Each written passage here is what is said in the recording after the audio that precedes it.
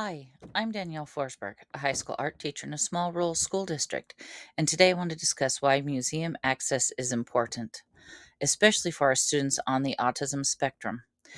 These museum visits are not just enrichment, they're essential. They allow students to explore the real world.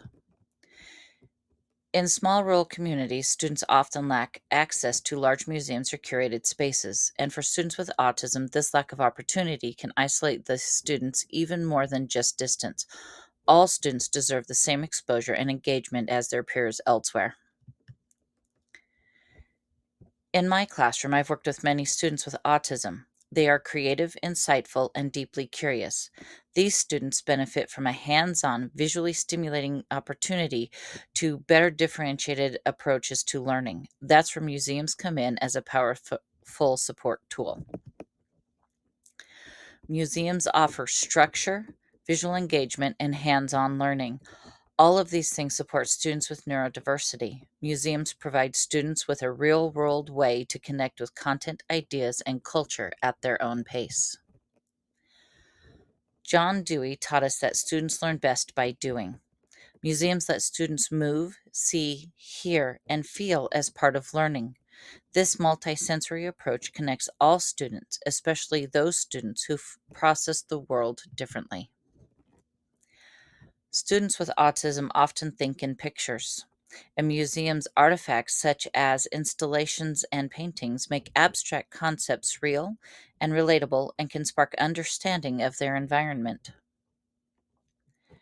Many museums offer sensory friendly hours and tools like headphones, quiet maps, and fidget options, such as textured fabric strips, spinners, and stress balls. These small adjustments open up access to students who may otherwise feel overwhelmed. The layout of a museum tour with clear pathways, guided maps, and information signs, these all support predictability. The museum also provides docents or tour guides that add an additional level of support for the schools as they tour the museum.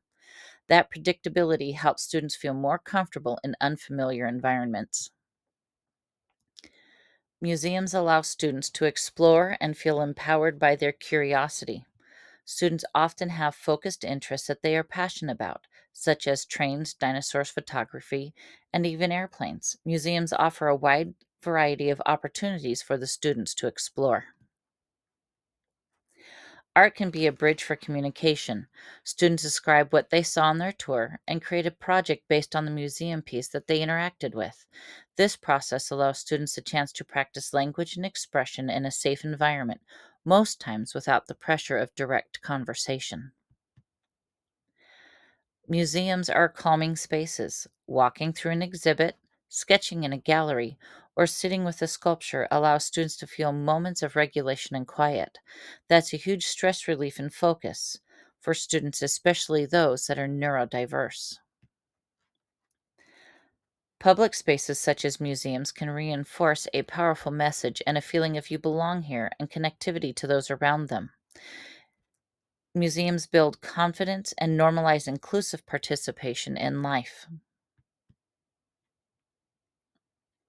We all don't have the Metropolitan Art Museum readily available, so places like the local history art museums, folk art museums, and traveling exhibits can be just as impactful.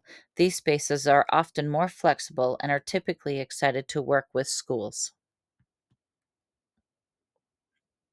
Some grants and programs cover transportation and tickets.